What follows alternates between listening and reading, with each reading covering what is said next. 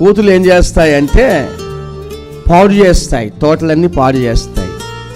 అలాగే ఇప్పుడు ప్రకృతి అంతా పాడు చేసేసారు కొంతమంది. ప్రకృతిలో స్వచ్ఛమైన గాలి లేకుండా పోయింది.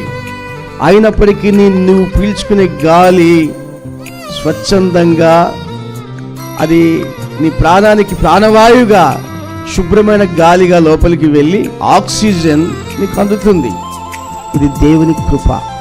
ఈరోజు మట్టికి దేవుడిచ్చిన ఒక మంచి ఆశీర్వాదం ఏంటంటే, ఉదయం నుంచి మనము పడకకి వెళ్ళే వరకు కూడా, బయట తిరుగుతున్నా కూడా మన శ్వాస ఆడుతుంది అంటే దేవుడు మన లోపలికి వెళ్ళే గాలిని పరిశుద్ధపరుస్తున్నాడు.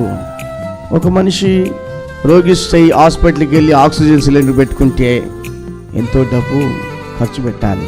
500 దగ్గర నుంచి 2-3 వేలు దాకా ఖర్చు చేయాల్సి వస్తుంది గంటకి.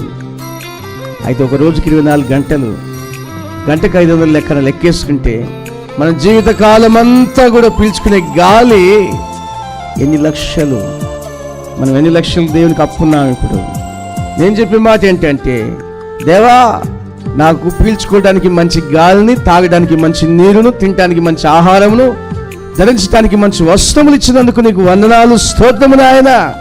ఇది నీ కృప వలన నేను పొంది ఉన్నాను. ఎందుకంటే ఇవి లేనివారు చాలామంది ఉన్నారు. దేవుడు ఇచ్చిన దాన్ని బట్టి సంతోషించాలి. ఈరోజు వరకు ఆ పరిశుద్ధమైన దేవుడు మనకు మంచి స్వచ్ఛమైన గాలిని ఇచ్చాడు. ఇది దేవుని కృప.